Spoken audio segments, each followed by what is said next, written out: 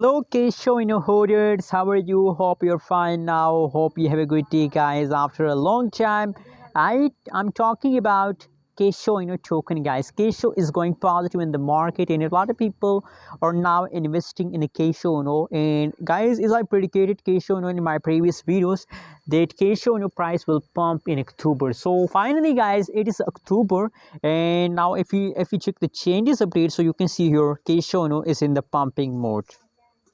The last 1 day, last 1 hour update of Kishu inu is positive.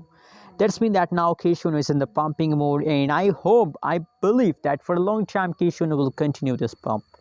Anyways, what you think? What is your prediction about Kishu inu? Also share in the comment box. And I'm very happy to see these update, guys. You can see here it's still opportunity with all of you to invest because the price is very cheap right now. Now guys, Kisho will start pumping, so please don't miss this opportunity, guys, and hold for a long time.